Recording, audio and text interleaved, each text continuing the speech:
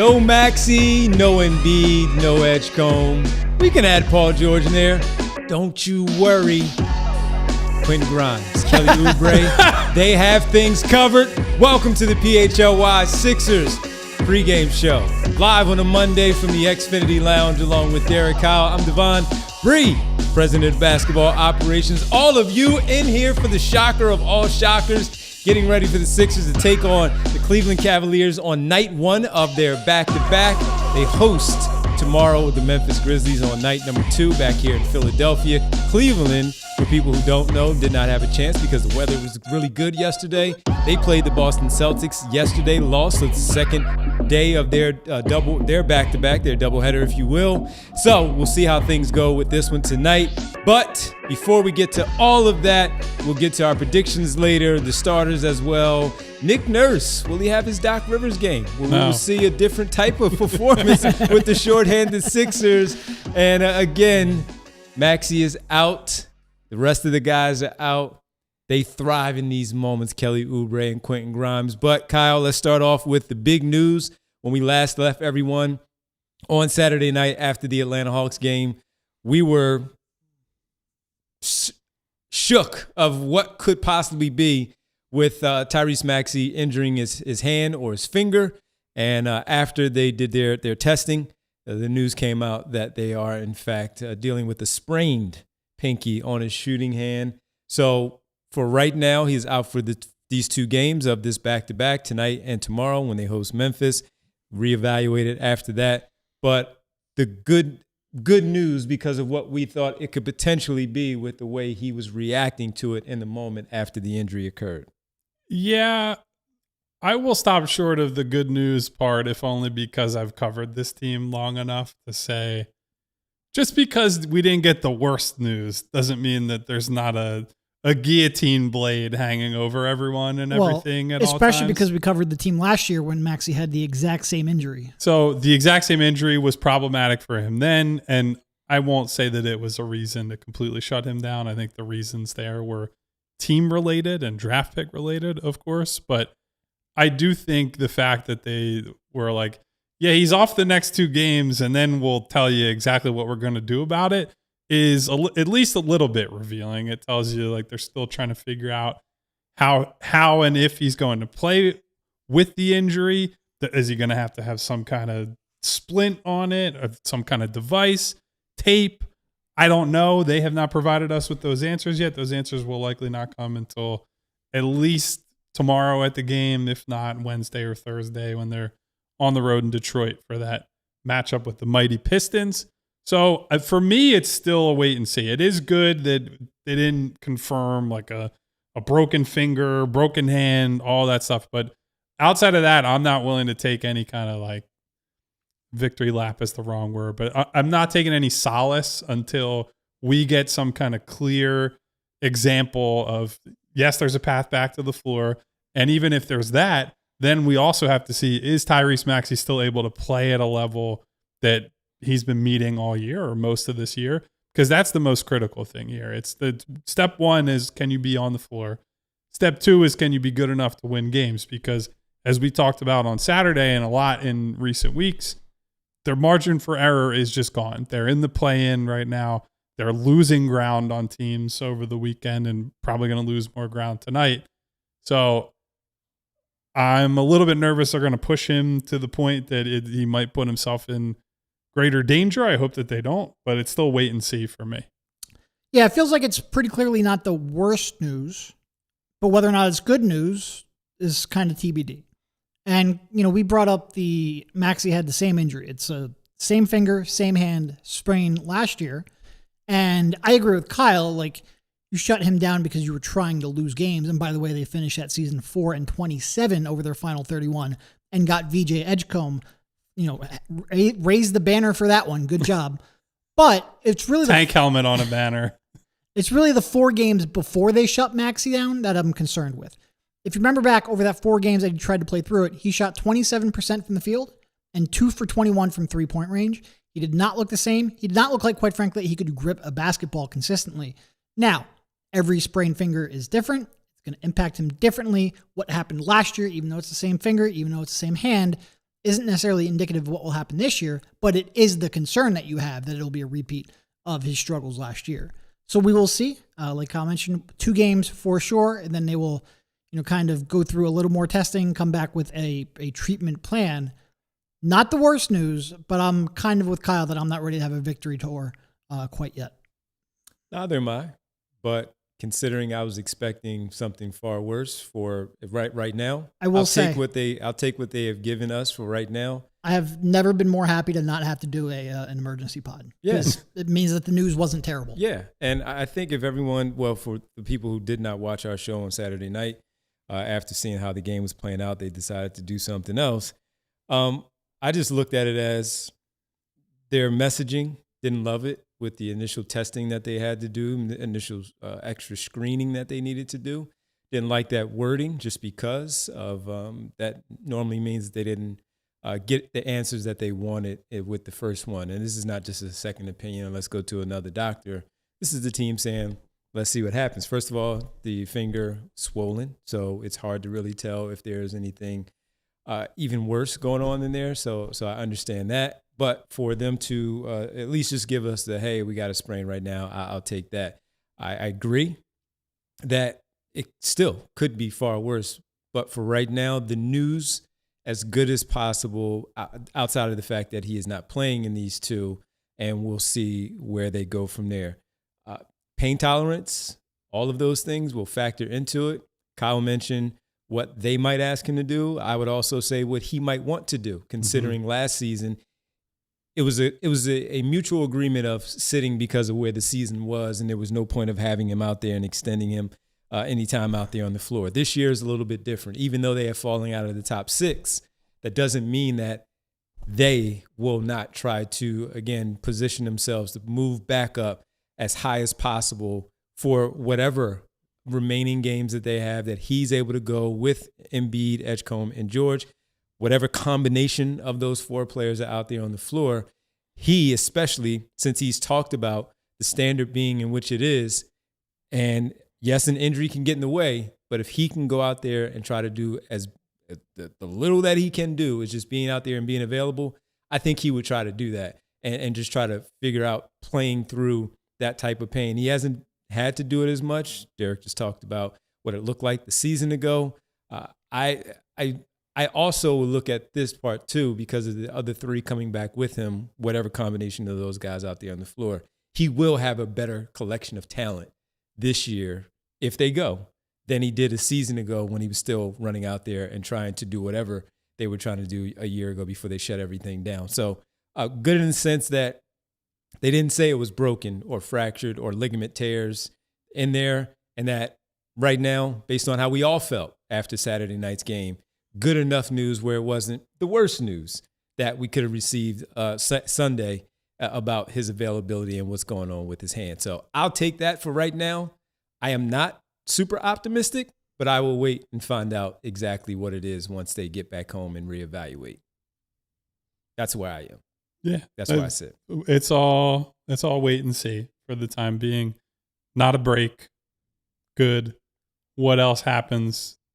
We don't have any idea. The more pertinent or more pressing question for tonight is exactly how do they put a competent basketball team on the floor without him? Because even with Maxey, they've been like barely better than the Utah Jazz, who are actively throwing games with roster decisions and lineups and what have you. They are capable of just getting their doors blown off by like normal good teams.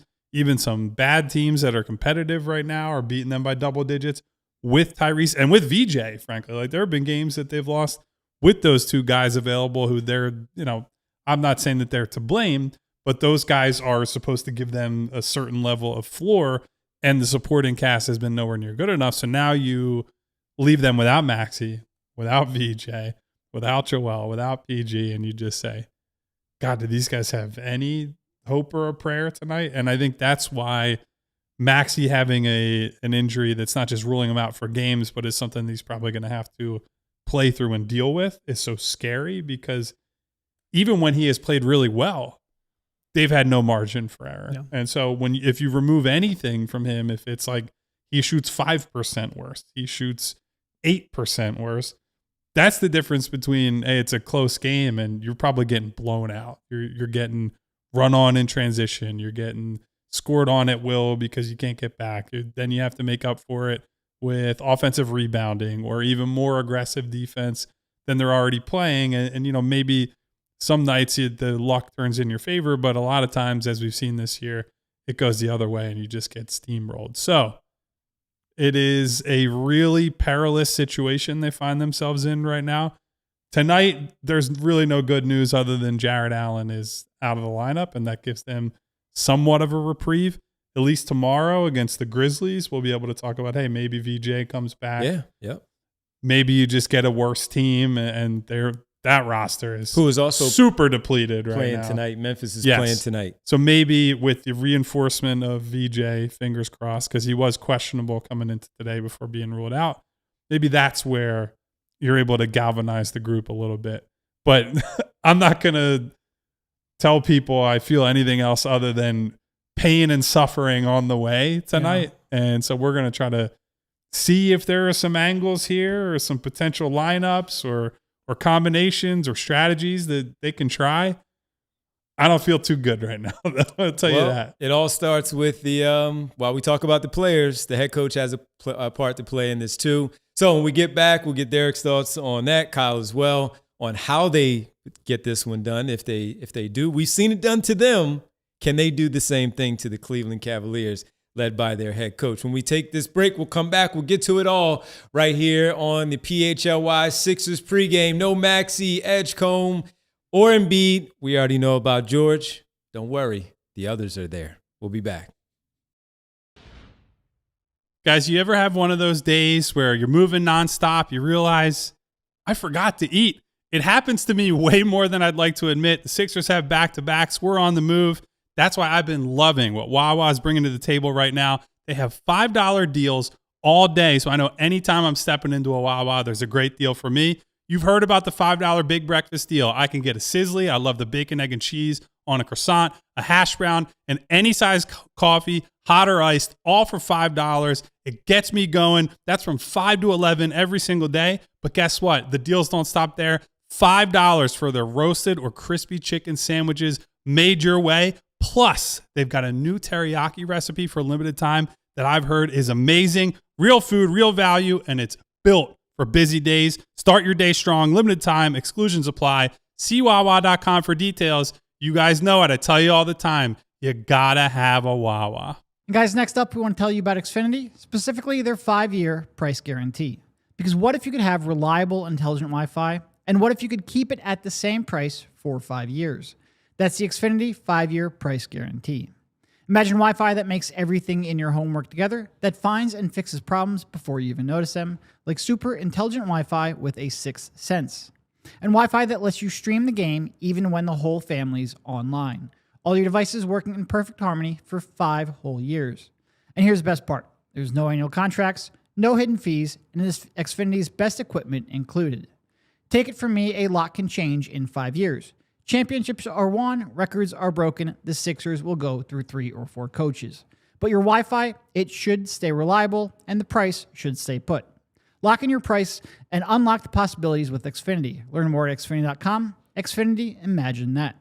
Select plans only, restrictions apply. Back here on the PHLY Sixers pregame show with Derek, Kyle, and Devon Bree. Thanks for you hanging out with us.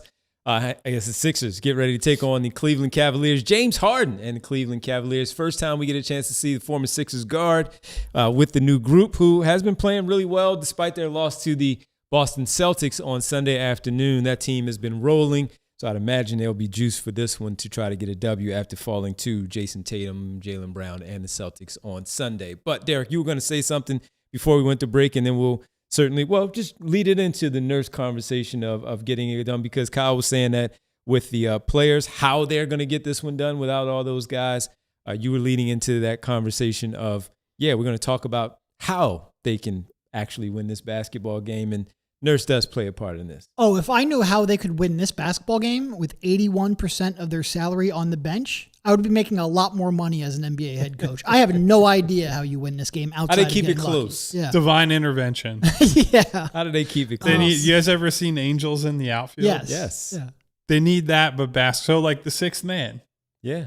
Watching it the other day. That's a 90s classic right there. I don't know how good it actually is as a movie, but it's not great. It's watchable. But it's certainly, if it's on, I'm watching. Yeah. Yeah. It's one of those movies. Divine intervention. Yeah. No, I mean, it goes back to everything. Like, anytime you're shorthanded, win the possession battle, force turnovers, yada, yada, yada. Get lucky from the 3-point line, and Quentin Grimes has to have a vintage March 2025 Quentin Grimes game where he's dropping 37 on the lineup looks 13 like that. for 25 So from the field. He might have flashbacks. Because that's about all that you can hope for. I mean, when you start looking at who's available and the expected starting lineup, I'm saying expected because I saw it, but we haven't revealed it yet. No, so we I don't can wanna say throw it. Bree. You can starting lineup. We can throw the starting lineup now while you talk through it. I don't know where the points are coming out of that one. Like, I guess Cam could Well, get hot. Well, you possibly. know where it starts. It starts with Oubre and Grimes. Yeah, no, Quentin's gonna have the greenest of green lights. It's a tough one. I don't like sitting up here and being like they have no shot, but I don't really see, outside of like just an unconscious 3-point shooting game, I don't really see a great pathway to a win here. You guys think God ever visits Ohio? Or are they on the blacklist? I've been in Ohio. I don't believe that he does, no. So I would say this. I think part of what this says about this team or maybe this coaching staff is that the vibes are really low around the city about the job Nurse has done. Because, look, I'm not saying that if you just put Doc Rivers on this coaching staff that's the difference between tonight being a competitive game or a win or not. But a lot of people would tell you these are games that it's just like, oh my God, it feels like it's going to be a slog. And then they somehow engineer a win. And I think what's discouraging for me is not that they can't win with this group, right? I think most, if not almost all coaches would struggle to put a win together with the exact group they're putting out tonight against the exact lineup that the Cavs have. I think what I am discouraged by is that when they do have Maxey, when they do have VJ, when they have more of a competitive group, we're right back to that same spot of they haven't figured out a plan B. They haven't established a real identity and cohesive rotations and a style that is different from the one that has Joel Embiid and Paul George, that is at least recognizable. That to circle back to the standard, Devon, with Tyrese, it's not just, hey, are they playing hard or are they playing well? It's, do I know what I can expect from them? And it's something positive, because I think the things that we think about this team that are definable right now are almost all negative, right? It's a lot of, hey, they gamble too much on defense. Hey, they get killed rebounding wise. Hey, the spacing isn't good because they don't have enough shooting. And you can't point to a whole hell of a lot of things other than they got some great individual talent. And when they have all the talent together, you can see the outline of like, okay, I see why they play this way. I see why the plan A is what it is. But I think it's a bummer that we talked so much, and the coaching staff, everybody talked so much in the preseason training camp, early part of the year, saying we think we have a formula for how we can adapt the offense a little bit, how we can make tweaks to play without Joel. And then Joel comes back, you get time playing with him, and everybody, I guess, just forgot that sometimes you have to play without him. And that's frustrating for me. I'm sure it's frustrating for a lot of the people who watch the team and watch our show regularly. Yeah, and I don't know how they get it done. I agree with the both of you, and the identity, there certainly isn't one. You would think that when we watch other teams and stars are out, they still play a similar style, even though that the personnel is much different. You know, like you said, you know what to expect. When you have Oklahoma City, you know what to expect. When you see the Boston Celtics, even if Jaylen Brown and Jason Tatum are not in there, Peyton Pritchard is running things with Derek White. You know what to expect from those teams. And without the 4 players that the Sixers are going to be without tonight, the only thing we know is that Kelly Oubre and Quentin Grimes are going to try to score. Other than that, you have no idea what it's going to look like. if it's going to be within the flow of the offense, or is it going to be them one-on-one matchup type of things? Are you going to get some good screen setting and rim running from a Bona without having the structure being set by Tyrese Maxey and, let's say, Paul George and VJ Edgecombe? Campaign is a veteran point guard who can run a team, but what are we really asking of him outside of just come out here, don't make mistakes, be a plus out here, don't commit too many fouls also, because if you sit, who's running this basketball team? All jokes aside, with the Kyle Lowry thing, there's no one else to really run the team except for Trendon Watford coming off the bench to give extended minutes. And even when you look at him, there's too much speed and athleticism on the other side where you're asking probably too much of him in that role. So that's where the question comes in. I do go back to, I know this season is this season, but I can't remember the exact 5 or rotation in general, the exact 8 against the Celtics in Nurse's year 1 when Pat Beverly and Marcus Morris went into Boston and went nuts, and they just lost to the Boston Celtics. And they had the game in Denver where they were super competitive that year too. Right. They didn't win, but they're within striking distance. And that's what we're talking about here for tonight. Mm-hmm. None of us think they can win tonight, but go out there and give yourself a chance. Go out there and compete, give yourself an opportunity to be in the basketball game like we have seen so many opponents against the Sixers where we're talking about, hey, it's the fourth quarter. You let the Sixers hang around. Maybe they're in it in the final 5 minutes to give themselves a chance and feel good about what they did and really believe that they can win the basketball game. So that's how I think we're all looking at it here. I see a lot of all of you in the chat discussing it. But who knows? Kyle, we look at the rotation. We see the 5 with Grimes and Payne in the backcourt, Oubre, Barlow, and Bona. Now you're next. You got to go deeper into the bench at least, where not the Kyle Lowry part, but well, I was gonna say I'm gonna shock you. I think like to see Kyle Lowry tonight. Right, so if for no other reason that I think he will shoot open threes. Like I think they've gotten to the point with part of the vision post deadline, post McCain trade on Nurse's end appeared to be Watford is going to give you secondary creation, and they're going to give him the ball, allow him to take people off the dribble. They're going to play through him in the post a little bit, use him as a short roll guy. And like, that's all well and good, but that's come with a complete unwillingness to shoot most of the time. And so I'm okay with Lowry getting some spot minutes because he can dribble, he'll pass the ball, and he'll shoot the ball. The bar is extremely low. Those are basic requirements to be a basketball player. But we've looked at this team and said a lot of times, like, they're unorganized and it's a lot of ISO. And so here's the other thing. If putting Lowry on the floor gets Nurse into more of like calling plays mode, like instruct him and, hey, this is what we're doing. And that's how it's got to be. It's got to be a very slow, deliberate style of game. Like, I'm okay with that because this is the sort of game where you don't want to, like, you're just giving somebody the ball and rolling it out and saying, yeah, go ahead and go nuts. Like, I don't mind that strategy when you have the Maxies, the Embiids, and the Paul Georges of the world. Like, there are a lot of great offensive coaches who do exactly that or do something similar to that. When it's this group, it's got to be Nick Nurse barking plays at these guys for like 48 minutes saying, this is exactly what we're doing, because otherwise Quentin Grimes can definitely put points on the board tonight, but Quentin Grimes is going to do a whole hell of a lot of other things that are not putting points on the board. And I would just like to see at least some organization and some structure if they're going to go out there and try to compete with this group.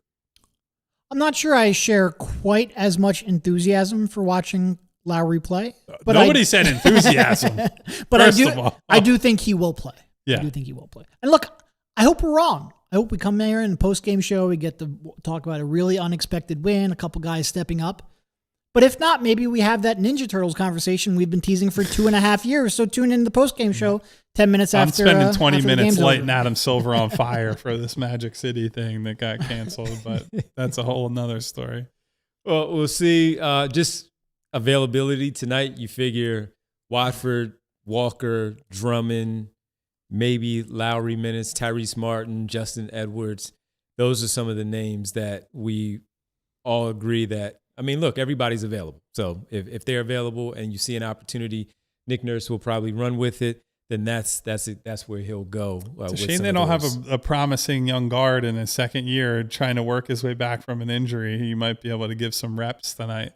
You guys know where you can find one of those? Not on this roster. In terms of the strategic stuff, I do think I would be absolutely just depraved about chasing offensive rebounds. The transition defense is already baseline bad. So you could go one of two ways. You don't attempt to rebound anything, which maybe they do that because they're going to play small, campaign starting. Lowry's likely going to play. I'd almost go the other way and just say all 5 guys are going for every single rebound. Well, and if you just give up leak outs the whole game, you got to live with it. Well, yes, Lowry's small, so we probably can't rebound. But Lowry's also old and slow, so he can't get back in transition. You're kind of doomed either way. Yeah, so I think I'm for be the aggressor. Go after offensive rebounds. There is no Allen, so like Mobley will do a competent job there, and they have other guys who will chip away as rebounders. But maybe that's it, right? Like if there's nothing that's too crazy to do tonight to me. I think the worst thing you could do is just play a really vanilla game and lose because the Cavs beat you the same way most teams beat you. If they win because they turn Harden into Wes Unseld on outlet passes because you sold out for all these rebounds, I would be happy to live with that. Except for the Kyle Lowry part. He has to get this is going back to. So it's just him. He's the only one who's getting back. The only one that has to get back and just be all right, well then Campaign's got to get back too. Campaign isn't helping at all. I'm just talking more speed of the speed he can at least get back, where Kyle Lowry at 40, that's asking a lot. So you're the man that just leaks out to get back. So going on Brett Brown's speak, you've got 4 go guys and then Kyle Lowry getting back. That's it. Just for tonight. What was the Vivek proposal? Oh, yeah, when he wanted you just have someone cherry pick and you play 4 guys on defense? Yeah. Try that. Like if they did something crazy like that, I'm not saying it would help them win, but I would at least respect the fact that Nurse is like, you know what? This game's probably an L no matter what I do and what we do. We play tomorrow. So let's just go full screwball mode and say, here you go, Cleveland. Deal with this for 4 quarters. All right. Before we're not even going to do predictions. We've kind of done that all show. Pain. There you go. Let's throw and up, not Cam. Let's throw up the story, Bree. That is no longer happening, everyone. I need more than 2 Yeah, we don't have time for I this. just want to let everybody know that this is what happened. We'll talk about it more in the post game. But the story that we talked about in News and Notes, I believe it was either last week or the week before, where we talked about Magic City Monday, which is next Monday, was scheduled for next Monday, is no longer. The league has stepped in and said, no thank you on that one. And you see that on the right is the statement from the Atlanta Hawks, letting everybody know that they're disappointed in it, but as a franchise, they want to remain committed to celebrating the best of Atlanta with their authenticity. But part of that is no longer Magic City. Al Horford, Adam Silver, I'll see you in hell. You too, Al Horford. Luke Cornett. And Luke Cornett. All 3 of them together. They got this one started. So there's that. We'll talk about that more. I see Al Horford hanging upside down on a pole, dancing with Adam Silver and Luke Cornett in hell. Yeah, the worst part is all 3 of them together in Magic City being hypocrites of not letting this happen. Getting absolutely bodied by a Spurs backup center is some shameful stuff. Come on, shameful. man. All right, 10 minutes after the game goes final or sooner if things really get out of hand like we saw. What game was that when we started a little bit earlier? It was recently. I think it was the Spurs game. We started a little bit early. If it happens like that again, expect us to be ready to start a few minutes earlier than the 10 minutes that we normally go after the game goes final. So join us back here on the PHLY Sixers postgame for that. Well, we get a shocker tonight, and the Sixers keep this one close, maybe even win it. We'll discuss it and break it all down with Bree, Derek, Kyle. I'm Devon. Derek says maybe. Maybe. Well, maybe. But we will be back to talk about it later. Enjoy. We all silly like the mayor.